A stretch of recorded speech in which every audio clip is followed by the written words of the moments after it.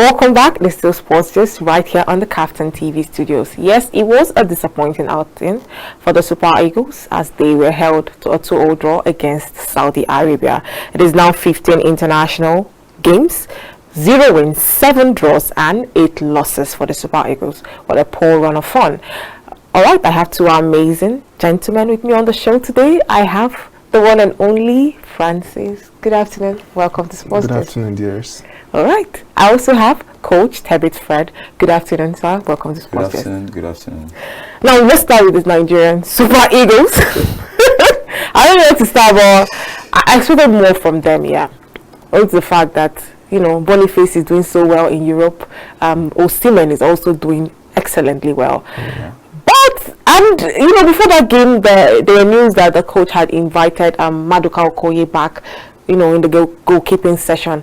I expected Nigeria to do more. I know our defense is not so good, and our but the forward is doing so well. So why didn't we get it right? Why do we keep on losing friendly games? Let me start with you. No, maybe let's. Okay, I think we should speak last. Okay. All right.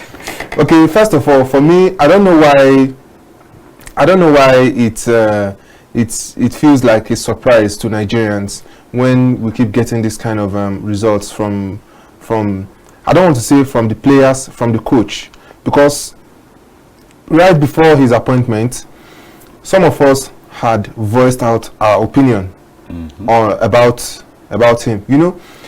We do something in this part of the world. We attach too much emotions to things. We should use simple logic, simple mathematics to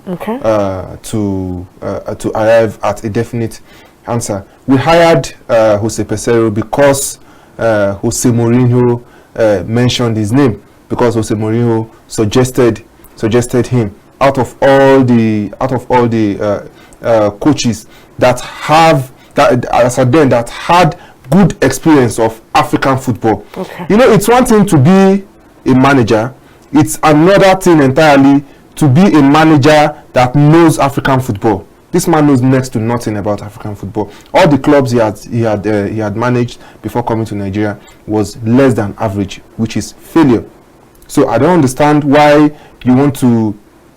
I don't know why we were expecting a sudden miracle.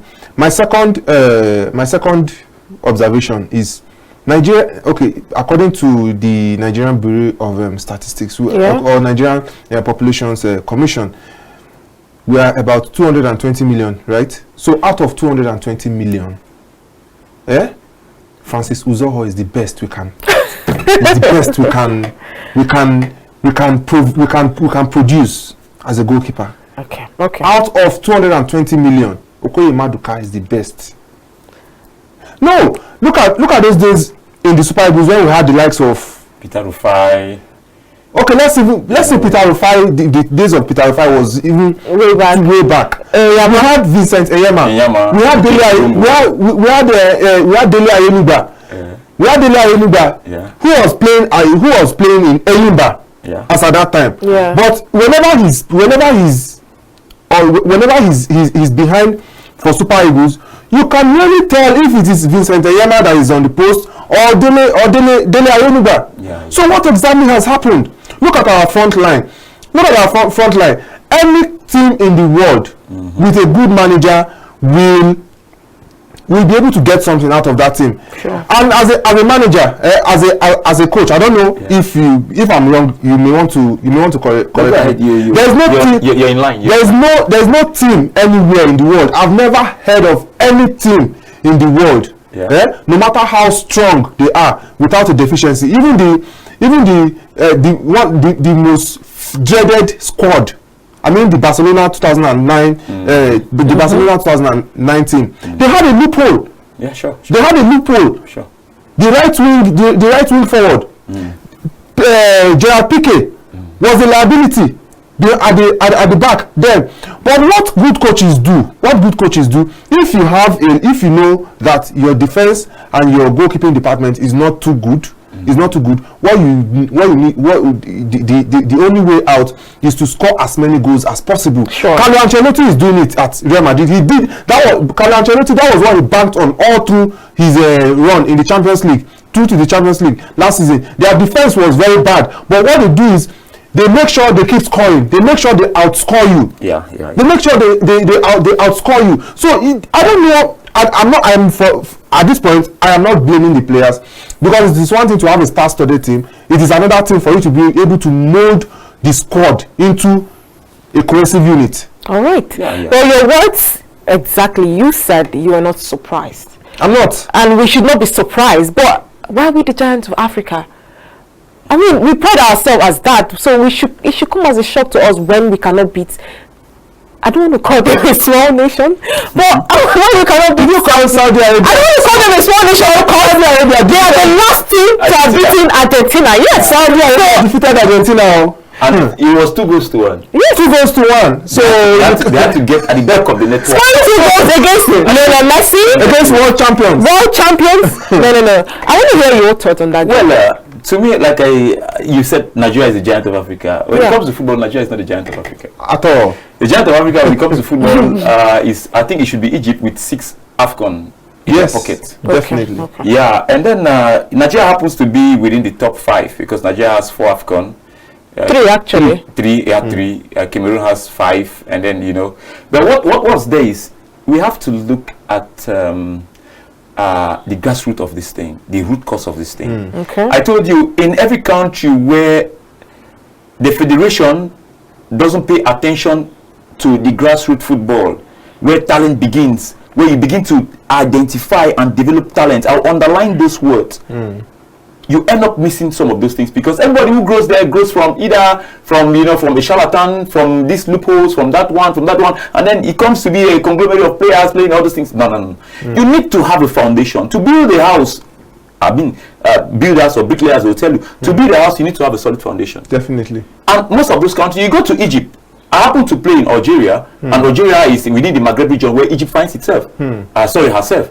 So what happens is, you go there, you find academies. Football academies. Yeah. They train, and what happens is their football federation gives them, helps them, gives them, grants to actually bring out the juice that they want, that they will use in the future. But we don't do that. And then coming back again, getting into the nitty-gritties, into the real matter that actually is looming within the Nigerian football team. You understand that we have more attackers, definitely, than midfielders. Sure, and even defense, yeah. And you said that something that I actually align with you. I stand firm with you that in 210 million Nigerians is Francis Uzoho. Medical I don't recall Adini too. No, it's this guy they call. I'm one of those coaches that I don't blame players, but players should not push their worst to extremes, because when you push your worst to extremes, it becomes something else. We need to sit down and think about this thing. This Francis guy, I don't know if he cost us the World Cup against Ghana academy. And then, moreover, you as a coach coming in, tactically and technically, you know the potentials of this player. Definitely. What you should do is, we've seen coaches, configure and reconfigure players. Definitely. Changing their position to play this, to suit this. We saw it. Definitely. So are we saying that this our coach is unable to do this? I'm not blaming the coach, but I'm simply trying to make him think. If he can hear me, maybe he should think and review his strategy. Okay, so you made mention of the fact that it was Jose Mourinho that recommended Jose Peseiro. Now, for Jose Mourinho, for a manager like Jose to recommend him means he has he comes with great pedigree, yeah? But why is it not working for him? It may not necessarily be that because Jose Mourinho recommended him, then he has the he might be sentiment. Yeah, because they are both Mourinho himself, before going to Roma, he was jobless. He had to say it in the forum, in the Ballon d'Or forum, that himself and Capello, They're the only two who don't have a job. So you have to say. So if you look at these things, moreover, they are both Portuguese. Yeah. They are both Portuguese. And they are both justices. They are both justices. So at the end of the day, just like you said, a whole lot needs to be done by the coach. You have to be able to learn how to recalibrate your players, and I'm going to cite certain examples. For you. Alexander Zinchenko, he plays as a left back for Arsenal, but when he goes to Ukraine, he plays as a left-sided midfielder, left-sided center midfielder, not a wing back that has the leverage of pushing. He plays as a left-sided midfielder. Same thing with David Alaba of Real Madrid. He plays as a center mid for Austria. Same thing with Alfonso Davies of Bayern Munich. He plays as a left winger, or is it left or right winger for his country, Switzerland. So we have a lot of cases like that, whereby the coach feels that, okay, considering back there at Bayern Munich, you have a lot of world-class players up front. You have a lot of world-class players up front who can get the job done up front. But when you come back to Switzerland, we don't have a lot of world-class players up front. But you as the player now, you have attributes that can make meaningful contributions up front. Meanwhile, we have another player who is decent behind. So me deciding to play you and resting the other player who can actually bring something to the table, it means I'm wasting a meaningful position, and I'm wasting the chance to experiment something that can change the tide of the team. Look at a player like Kelechi Iheanacho. Imagine since Pesero took over Super Eagles. If he had spent the first 1 year, trying to calibrate Kelechi Iheanacho into a center midfielder role, I see Kelechi Iheanacho as someone who can operate efficiently in the center, in the midfield role, as opposed to trying to push him up front, trying to create imaginary space for him. In trying to create imaginary space for him, you discover him. You see him playing three center forwards. You see him playing at some point in the game, you find 4 center forwards. I want to ask you though, what he does. Jose Pesaro had stuck with Maduka Okoye since he brought him back, instead of using Ozoho. Look, the truth is, I align with what Kochi here has said. They should come back to the NPFL. They should come back to the grassroots. Yes, they should come back to the grassroots. Yes, because we have tried these foreign guys, and they have failed us with confident consistency. Okay. So let's come back home and try what we have back here. I mean, even what we have back here fails us. Yes, now we fail ourselves. It's funny. Yes, looking at Ozoho, I remember that Europa League game against Manchester United. He played as though he was prime Manuel Neuer, but playing for Nigeria, he was very awful. Now, before our time is almost fast spent, so how do we fix this? Like I said, quickly, to fix this thing, the coach himself needs to, come out with a tactical strategy on how to manage those players. We saw Real Madrid, this season playing with no attacker. No attacker. And it's working though. Yeah, we saw Pep Guardiola in Man City. I think he won the league without the striker. He won the league without the striker. Back to back. So what is? Let's not forget Chelsea also won the Champions League without a number 9. Won the Champions League. The issue, like I said, can be resolved and can be resolved perfectly well. So easy. The coach needs to sit back and re-strategize. Know which attacker has a prolific skills of giving an assist. Okay. Which attacker has a prolific skills of scoring goals. Now you bring this one, convert him to be a midfielder, just like we converted Kamavinga from midfield to left back. You understand? Do that. Use other means. You understand? Now we know we don't have good defenders. What do? Okay, this defender is not. He's playing. Perhaps he's playing in Salzburg. He's playing in Freiburg. He's playing in Leverkusen. We in Nigerian Premier League we have defenders. We have those who are ready, good defenders to do the job. But because we feel like those out there, you know, and I want to say something. Going out there is an opportunity. Definitely, it's not talent. Yes, sure. You may have the talent and you have the opportunity to go there. Yes. You may have the talent but you don't have the opportunity to go there. Yes. Sure. You understand? Yes. So they should understand these two things. It's not because he's playing there that makes it better. After the last time facilities. The last time Nigeria won the AFCON 2013. we won it with players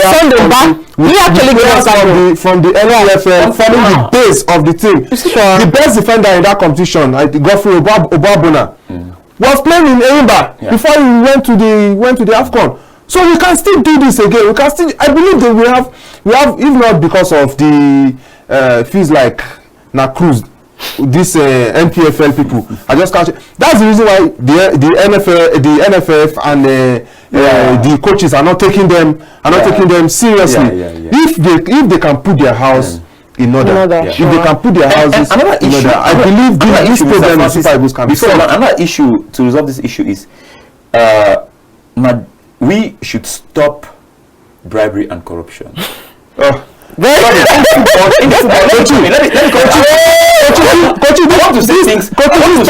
want to say things that are right to make it right. This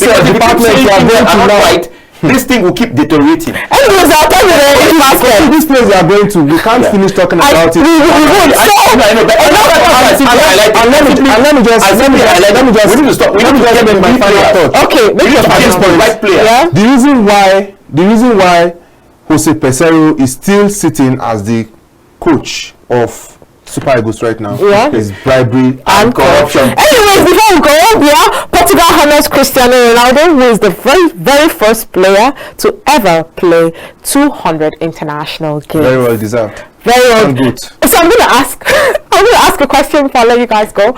Is it fair now to say that Cristiano Ronaldo is the greatest player football has ever seen? I'll agree for him to be the greatest footballer the human race has ever seen if he can provide a World Cup attached to his name. Do you agree with that? If he can't, then you know when you talk about the greatest player, I don't know from what dimension, from which angle. Generally, good.